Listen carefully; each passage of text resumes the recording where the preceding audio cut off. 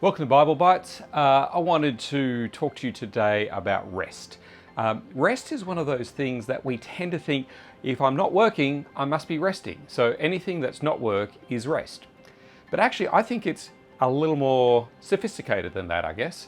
As we look at the first occasion of rest in the Bible, we'll see that actually there's a bit more to it than that.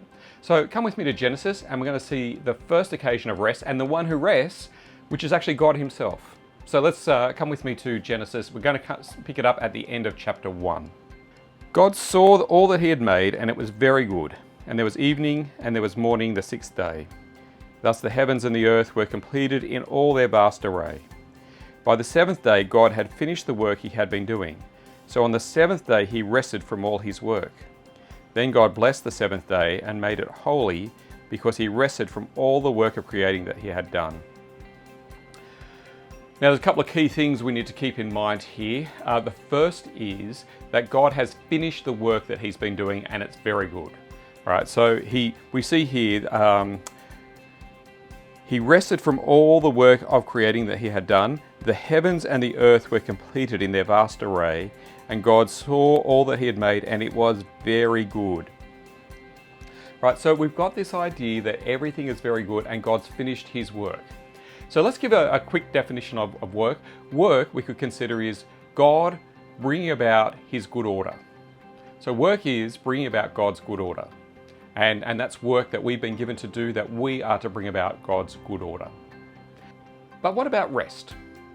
Well, to understand this, we need to come back and have a look at what's going on here, because we see God rests from all the work that he's been doing. And he rested from all his work there in verse 2. Now, is it that God is really tired? No, because he is omnipotent. He is all-powerful. He doesn't get tired. That's part of what makes him God. So what's he doing when he rests? Well, if work is bringing about God's good order, then rest is all about enjoying God's good order. And God sits back and he enjoys it. He acknowledges that it's very good. And he simply enjoys that moment where all of his work has been done, and he can sit back and enjoy it. And that's what we are to do when we rest. It's not just simply the absence of work, it's to enjoy the good order that he's given to us to do.